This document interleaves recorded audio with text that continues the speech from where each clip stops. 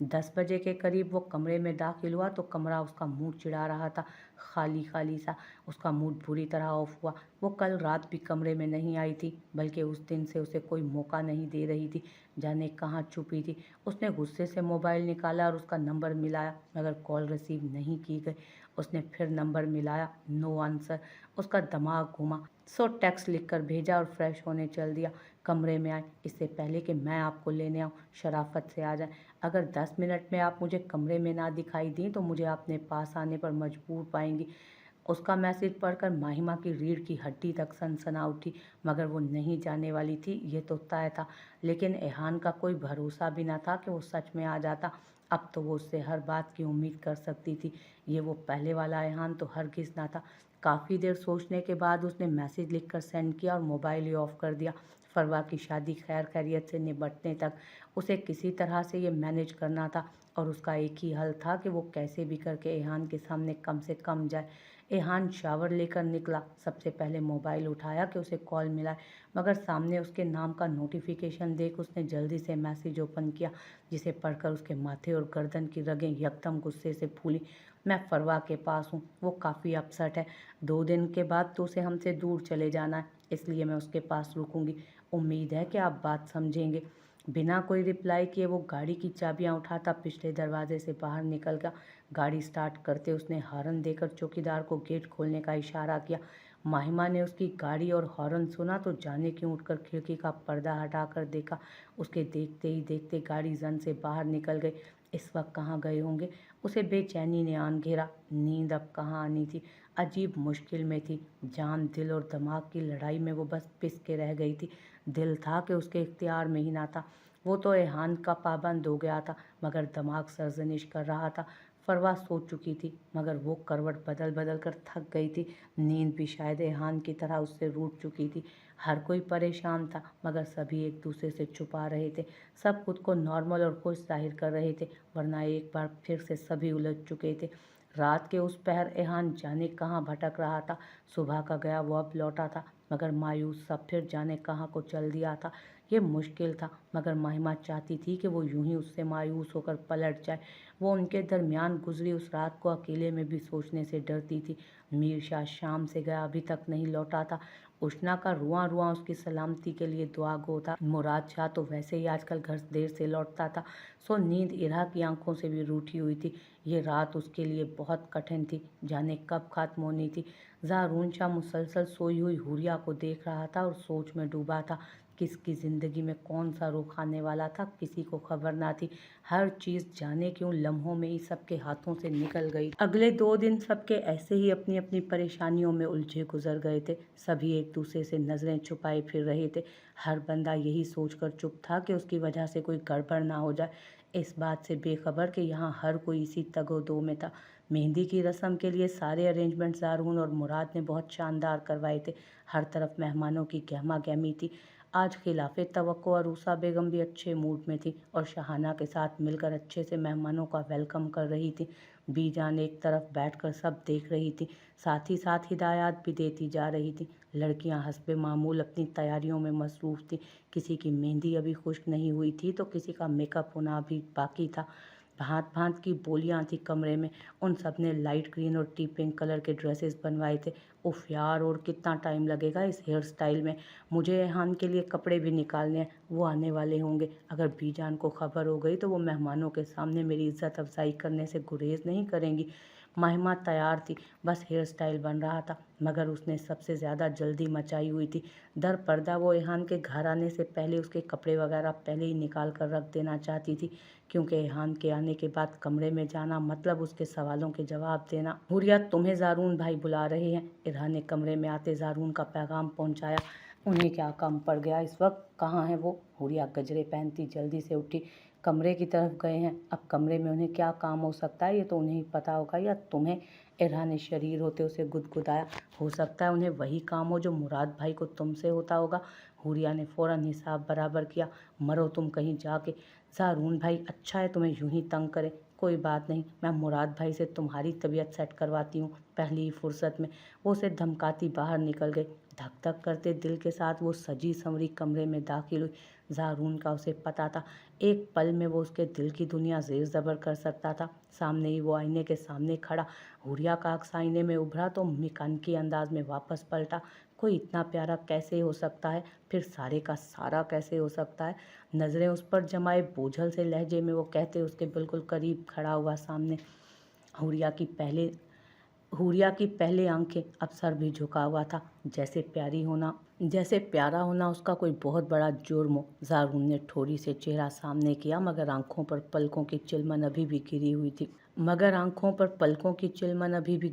थी। मैंने तो सुना था मोहब्बत सिर्फ एक बार होती है, मगर मुझे तो लग रहा है कि मोहब्बत बार बार हो जाती है, जैसे मुझे अभी अभी आपसे हो गई। तो पहले जनाब कितनी मोहब्बतें फरमा चुके हैं। हुरिया गलत ट्रैक पकड़ चुकी थी। अल्लाह माफ़ करे बीवी, मैं आपको ऐसा लगता हूँ क्या? वो आंखें पटपटाता बोला। अभी आपने कहा कि आपको मुझसे मोहब्बत हो गई, तो पहले किससे, बल्कि किस किस से हुई है? वो शर्मो हया भूले अब उसकी क्लास ले रही थी। यार खुदा को माना, मेरा और मतलब था। ज़ारून को सही में आशिकी गले पड़ती नज़र आ रही थी। ये जो आपको बार बार मोहब्बत हो जाती है ना, क्या मतलब है फिर इस बात का? वह बाकायदा उसका गिरेबान पकड़े खड़ी थी। पहले दिन भी यूं ही पंजे झाड़ कर मेरे गिरेबान को पकड़े हुए थी आप। ज़ारून ने उसके निकाह वाले दिन का वाकया याद करवाया। बात को मत घुमाएं, जो पूछ रही हूँ उसका जवाब दें। ये सच है कि मुझे कई बार मोहब्बत हुई है। ज़ारून का अंदाज बिल्कुल भी मजाक वाला नहीं था, मगर हर बार एक ही लड़की से हो जाती है। उसकी कमर में हाथ डाले ज़ारून ने उसे खुद से करीब किया। कौन? एक लड़की है जिसने जाने क्या जादू किया है कि ज़ारून शाह को अपना पाबंद कर लिया है। उसकी तरफ झुकते वो चेहरा बिल्कुल उसके चेहरे के करीब लाते सहर जगाते लहजे में बोला। हुरिया की धड़कनें बेतरतीब हुई। उसने कसमसा कर पीछे हटने की कोशिश की। बाहर सब वेट कर रहे होंगे, आप पहले तैयार हो जाएं। हुरिया ने उसे सिचुएशन का एहसास दिलाया। सब बाहर वेट, मगर मेरा अब बिल्कुल भी बाहर जाने को दिल नहीं कर रहा।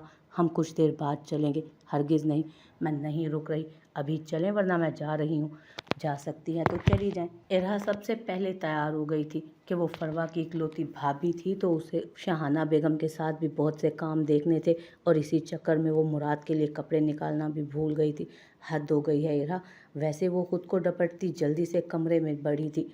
वो सामने ही ऑफ वाइट सूट में तैयार खड़ा घड़ी पहन रहा था। कमीज़ शलवार वो ज़्यादा पहनता नहीं था, मगर उस पर सूट भी बहुत करता था। जैसे अभी ऑफ वाइट सूट में वो मज़ीद वजीह लग रहा था। कुछ पल तो इरहा नज़र ही ना हटा सकी, फिर खुद को संभालती आगे बढ़ी। मुराद ने कमरे में उसकी मौजूदगी महसूस करते नज़र उठाई तो सामने ही वो कील कांटों से लेस मुराद का सब्र आजमा रही थी। उसकी गहरी नज़रों से इरहा नर्वस हो रही थी, मगर फिर भी बिना पलक झपके वो उसे ही देख रहा था। आप तैयार हो गए? मैं आपके कपड़े ही निकालने आई थी, बस काम में मेरे जहन में निकल गया था। इरहा को सूरत हाल में घबराहट सी हो रही थी। उसको मुतवज्जो करने को वो और कुछ ना सूझा तो यही बोल गई। उसकी आवाज़ पर मुराद को होश आया, जबकि उसकी बात पर एक तल्ख मुस्कुराहट ने उसके लबों का अहाता किया था। चलें, शुक्र है आपको ख्याल तो आया, वरना तो। ऐसी बात नहीं है मुराद, आप गलत समझ रहे हैं। तड़प ही तो गई थी वो उसकी बात पर। तो फिर कैसा है, आप ही बता दें। जो ठीक है वो समझा दें, क्योंकि मैं भी अब इस सब का कोई हल चाहता हूँ। मेरा फ़ैसला आपको बहुत जल्द पता चल जाएगा। अभी के लिए मेरे ख्याल में चलना चाहिए, वो दिल कड़ा करते बोली। मुराद कुछ देर खामोश उसे देखता रहा, फिर वैसे ही खामोशी से आगे बढ़ा तो इरहा भी उसकी हम कदम हुई। मीर शाह किसी काम के बाइस आज फंक्शन में शामिल नहीं था। शायद कल वो आ जाता, मगर अभी कंफर्म ना था। उष्णा पर अजीब उदासी सी छाई हुई थी। जब तक मीर शाह बाहर रहता उसका दिल परेशान रहता था। हर लम्हा धड़का लगा रहता। लबों पर हर वक्त उसकी सलामती की दुआएं रहती थीं। इसमें कोई शक ना था। उष्णा के लिए भी दुनिया मीर शाह से शुरू होकर मीर शाह पर ही ख़त्म हो जाती थी। ये बात उसने कभी कही नहीं थी, मगर वो जानती थी कि वो उसके बिना कहे वो शख्स जानता था कि वो उससे मोहब्बत कैसे छुपा सकती थी, जो इश्क की मिराज तक जा पहुंचा हुआ था। दोनों एक दूसरे के लिए लाजिम मलजूम थे। जहां उसे मीर शाह से अकीदत की हद तक मोहब्बत थी, वहां मीर शाह को जुनून की हद तक उससे इश्क था। एहान को अगले 2 दिन ऑफ करना था, सो बहुत से काम उसने आज ही निपटा दिए। मीर शाह से जहां उन्होंने और बहुत कुछ सीखा था, वहीं ये सब भी उनको अच्छे से अजबर था कि जहां बात जिम्मेदारी की आए और जहां बात फ़र्ज़ की आए, जहां बात मुल्क की हो, वहां बाकी सब काम पीछे कर दो। वो सब जिस जिस पोस्ट पर भी अपनी खिदमत सर अंजाम दे रहे थे, पूरी ईमानदारी के साथ अपना काम करते थे। फंक्शन शुरू होने में कुछ ही टाइम था। वो जल्दी से अपने कमरे की तरफ बढ़ा। जाने क्यों उसे लग रहा था कि वो तैयार सी कमरे में मौजूद होगी, उसकी मुंतज़िर होगी। लबों पर नर्म सी मुस्कुराहट दोहराई, मगर शेख चिल्ली के अंडों का टोकरा था करके नीचे गिरा। जब भां करते खाली कमरे ने उसका इस्तकबाल किया, उसने वहीं से कदम वापस मोड़े। बात सुने, उसने काम वाली को आवाज़ दी। महिमा कहाँ है? उन्हें बोले मेरे कपड़े निकाल दें आकर। उसने काम वाली के हाथ पैगाम भेजा और कमरे में टहलते उसका इंतज़ार करने लगा। 2 ही मिनट बाद दरवाज़ा खुला तो वो जल्दी से वापस पलटा। वो तो जी मसरूफ़ हैं, कह रही हैं आपके कपड़े उन्होंने वॉशरूम में हैंग किए हुए हैं, बाकी चीज़ें भी निकाल के रखी हुई हैं। ओके आप जाएं। उसने काम वाली को वापस भेजा। महिमा का रवैया उसकी समझ से बाहर था। पहले दिन तो उसने ये सोचकर जाने दिया कि वो एहान से झिझक महसूस कर रही थी। वह यही सोचकर नज़रअंदाज कर गया, शर्म की वजह से उसके सामने नहीं आ रही। मगर मुसलसल 3 दिन 3 रातों से वो कमरे से फरार थी। उसे तो लगा कि अब उनके दरमियान सब ठीक हो जाएगा। उनका रिश्ता अब अमली तौर पर भी बन चुका था। फिर ऐसी क्या वजह थी कि वो उसके सामने आने से भी गुरेज कर रही थी? उसे तशवीश भी हो रही थी और गुस्सा भी आ रहा था। ये एहसान भी नहीं होना चाहिए था। मैं खुद निकाल सकता हूँ अपने कपड़े। उसने गुस्से से आगे बढ़कर कबर्ड खोलकर कपड़े निकाले। मतलब वो महिमा के निकाले कपड़े नहीं पहनने वाला था। ठाह से कबर्ड बंद करते वो फ्रेश होने चला गया। तैयार होकर बाहर आया। वो पहले ही लेट था, जिस पर बीजान की उसे डांट सुनने को मिलने वाली थी। कभी कभी तो तुम लोगों की रूटीन देखकर मुझे महसूस होता है कि गलती की जो तुम सबको इसी लाइन में जाने दिया। हद है, घर का फंक्शन है और साहबजादे अब टहलते हुए आ रहे हैं, जबकि तुम लोगों के सरगना का कोई पता आता ही नहीं है। तुम लोग दुनिया से अनोखे हो और तुम सबके काम और भी निराले हैं। हस्बे तवक्को बीजान के पास पहुंचते ही उनकी उनकी क्लास शुरू हो चुकी थी। ब्रो तो आपको पता एज़ यूजुअल किसी इम्पोर्टेंट मिशन पर हैं, और फिर उनका काम भी तो इतना रिस्की है। जब मैं अब पूरे 2 दिन घर में मौजूद हूँ तो आप फिक्र ही मत करें। पहले तुम सबकी पढ़ाइयाँ ख़त्म नहीं हो रही थी, कोई इधर चला गया कोई किधर चला गया पढ़ने, और अब तुम लोगों के काम ख़त्म नहीं होते। सारा मुल्क क्या तुम भाई मिल के चला रहे हो? आप तो ऐसे ही गुस्सा हो रही हैं। अब आ गया हूँ ना मैं। एहान उन्हें रिलैक्स करने को प्यार से बोला। तुम सबकी औलादें होंगी ना, तब मैं पूछूंगी कि कैसे फिक्र नहीं होती अपने बच्चों की। बीजान भी आज भरी बैठी थी। बीवी लिफ्ट नहीं करवा रही, बच्चे क्या आसमान से गिरेंगे? वो सारे लॉन में नज़र घुमाता मुंह में बुड़बुड़ाया। मुश्किल से बीजान को ठंडा करते वो मुराद की तरफ बढ़ा, मगर उससे पहले उसके कदम जकड़े जा चुके थे। वो रंग बिरंगी चूड़ियों से भरी टोकरी उठाए इरा से बातों में मगन स्टेज की तरफ बढ़ रही थी। एहान हर चीज़ से बेखबर उसे देख रहा था। आज कोई डर न था कि कोई देख लेगा, किसी को शक ना हो जाए, किसी को कुछ पता ना चल जाए। आज वो पूरे हक से उसे देख रहा था। फिर कुछ सोचकर एक तरफ को चल दिया। माहिमा की नज़रें अभी उस पर नहीं पड़ी थी। बर्दाश्त और गुस्से से एहान के दिमाग की नसें फटने वाली हो गई थी। क्यों उसका ज़ब्त आजमा रही थी? क्यों उसके सामने आने से गुरेज कर रही थी? मैं ये सब सेट कर रही हूँ, तुम फरवा को देखो। सब सब ओके है ना?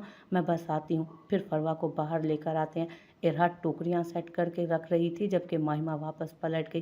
पैरों को छूता फ्रॉक दोनों साइडों से उठाते वो अपने ध्यान में चल रही थी कि अचानक ही किसी ने उसे एक साइड पर खींचा। डर के मारे माहिमा के मुंह से चीख निकल गई, जिसकी आवाज़ वो दबा गई थी। लब भींचे उसे निस्बतन नीम अंधेरे कोने में ले जाकर दीवार के साथ लगाते उसके अतराफ वो हाथ रख गया। आंखें मीचे वो अपनी तेज़ होती धड़कनों को संभाल रही थी। जब उसके मखसूस मर्दाना किलोन की खुशबू से बहुत करीब महसूस हुई, उसका दिल गहरी खाई में जा गिरा। अपने चेहरे पर मुसलसल उसकी पुरतपिश निगाहें महसूस करते बमुश्किल उसने आंखें खोलकर उसकी तरफ देखा। एहान की आंखों में उस वक्त जो नाराज़गी और अजियत थी, महिमा का दिल दहल गया। उसने एक नज़र महिमा पर डाली तो उसकी आंखों की सुर्खी देख महिमा का दिल दहल गया। उसकी आंखें चीख चीख कर बयान कर रही थीं कि वो रत जगहों के अजाब में था। वो उससे इसलिए बचती फिर रही थी कि अगर वो उसके सामने गई तो कहीं फिर से वो कमज़ोर ना पड़ जाए। महिमा ने उसके लिए वाइट सूट निकाल कर रखा था, मगर वो उस वक्त स्याह रंग के कमीज शलवार में बहुत नुमायाँ लग रहा था। स्याह रंग एक तो महिमा को वैसे ही बहुत पसंद था, मगर उसे लगा कि शायद ही उसने स्याह रंग किसी पर इतना जचते हुए देखा हो। क्यों कर रही हैं ऐसे? उसने इंतहाई सर्द लहजे में पूछा। तो महिमा का दिल डूब कर उभरा। वो मैं फरवा उससे बात भी नहीं हो पा रही थी। क्यों इस तरह कर रही हैं मेरे साथ? क्यों तड़पा रही हैं मुझे? नहीं सह पा रहा मैं, पल पल मर रहा हूँ मैं। वो उस पर झुकते हुए बोझल सा बोला। महिमा का दिल सीने में सर पटकने लगा। मैं तो बस फरवा की वजह से वो उसकी ऐसी मजनू जैसी हालत देखकर बुरी तरह उलझ गई। आज रात अगर आप अपने कमरे में ना आईं तो मैं अभी बता रहा हूँ, आप जहाँ भी हुई मैं बिना किसी की परवाह किए आ जाऊँगा। मोबाइल बंद करके आप क्या समझती हैं बच जाएंगी मुझसे आप? इसलिए अभी बता रहा हूँ, आज रात आप मुझे मेरे पास मेरे कमरे में चाहिए। गुस्सा तो मुझे बहुत था, मगर इससे ज़्यादा कुछ नहीं कर सकता। अपने सर से पेशानी टिकाए वो बोला तो महिमा की आंखें झिलमिलाईं। बहुत प्यारी लग रही हैं, मगर जाने क्यों मेरी नहीं लग रही। मैं चाहता हूँ कि मेरी छाप आप पर इतनी गहरी हो कि लोगों को मेरा अक्स नज़र आए आपने। उसकी पेशानी पर अपने तृष्णा लब टिकाए। वो कुछ पल उसे महसूस करने को आंखें मूंद गया। तुम्हारा नर्मो नाजुक हाथ हो घर मेरे हाथों में, तो मैं समझूं कि जैसे दो जहां है मेरी मुट्ठी में। तुम्हारा कुर्ब हो तो मुश्किलें काफूर हो जाएं, ये अंधे और काले रास्ते भी पुरनूर हो जाएं। तुम्हारे गेसुओं की छाँव मिल जाए तो सूरज से उलझना बात ही क्या है। उठा लो अपना साया तो मेरी औकात ही क्या है। मेरे बारे में ना सोचो, तुम अपनी बात बतलाओ। कहो तो चलते रहते हैं, कहो तो लौट जाते हैं। उसका बोझल गंभीर लहजा, उसके अल्फाज। महिमा फिर से पिघल रही थी उसकी कुर्बत से। उसे फिर वो सबसे बेगाना बना रहा था। इससे ज़्यादा मेरी गुनाहगार आंखें नहीं देख सकती। अरमान रंग में भंग डालते वहाँ एंट्री मार चुका था। तो मत देखो, आंखें बंद रखो अपनी। एहान ने सहूलत से जवाब दिया, जबकि महिमा करंट खाकर दूर हटी। और रोमियो के जानशी युग खुलेआम इश्क लड़ाने से पहले ये तो देख लिया होता कि इसका भाई इधर ही मौजूद है। अगर उसने देख लिया, न जाने कौन कौन सी दफ़ा लगा के अंदर करवा देगा तुझे। अरमान ने अपने तय उसे डराया। इनका भाई तो जो दफ़ा लगाएगा मैं देख लूँगा, मगर तुम फ़ौरन से पहले यहाँ से दफ़ा हो जाओ, क्योंकि मैं तुम्हें हरगिज़ यहाँ नहीं देख सकता। उनकी आपस की तकरार से फ़ायदा उठाते महिमा वहाँ से फ़रार हो चुकी थी। अरमान, इससे पहले मेरे हाथों तुम्हारा कोई नुकसान हो जाए, दूर हो जाओ मेरी नज़रों से। एहान ने दांत पीसते हुए कहा। अस्तगफिरुल्लाह, एक से बढ़कर एक चोटी का आशिक मौजूद है यहाँ पर।